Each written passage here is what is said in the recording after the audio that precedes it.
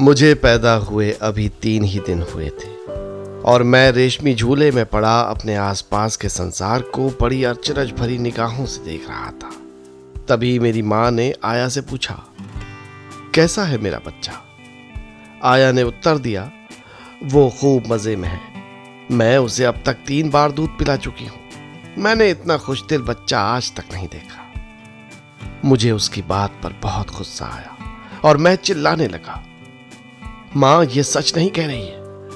मेरा बिस्तर बहुत सख्त है और जो दूध इसने मुझे पिलाया है वो बहुत ही कड़वा था और इसके स्तनों से भयंकर दुर्गंध आ रही है। माँ, मैं बहुत दुखी हूं।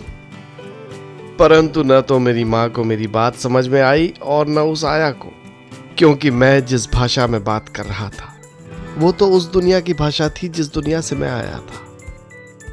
और फिर जब मैं 21 दिन का हुआ और मेरा नामकरण कर दिया गया तो पादरी ने मेरी माँ से कहा, आपको तो बहुत खुश होना चाहिए क्योंकि आपके बेटे का तो जन्म ही एक ईसाई के रूप में हुआ है।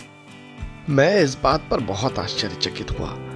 मैंने उस पादरी से कहा, तब तो स्वर्ग में तुम्हारी माँ को बहुत दुखी होना चाहिए क्योंकि तुम्हारा जन्म एक ईसाई के रूप में नहीं हुआ था। किंतु पादरी भी मेरी भाषा नहीं समझ सका।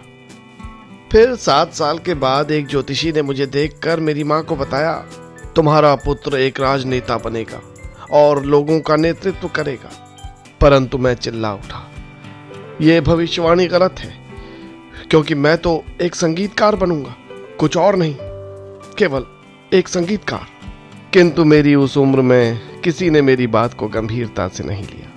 मुझे इस बात पर बहुत हैरानी हुई। 33 वर्ष के बाद मेरी माँ, मेरी आया और वो पादरी सबका स्वर्गवास हो चुका है।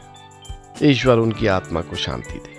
किंतु वो ज्योतिषी अभी जीवित है। कल मैं उस ज्योतिषी से मंदिर के द्वार पर मिला। जब हम बातचीत कर रहे थे तो उसने कहा, मैं तो शुरू से ही जानता था कि तुम एक महान संगीतकार बनोगे। मैंने तुम्हारे बचपन में ही ये भविष्यवाणी कर दी थी। तुम्हारी माँ को भी तुम्हारे भविष्य के बारे में उसी समय बता दिया था और मैंने उसकी बात का विश्वास कर लिया क्योंकि अब तक तो मैं स्वयं भी उस दुनिया की भाषा को भूल चुका था।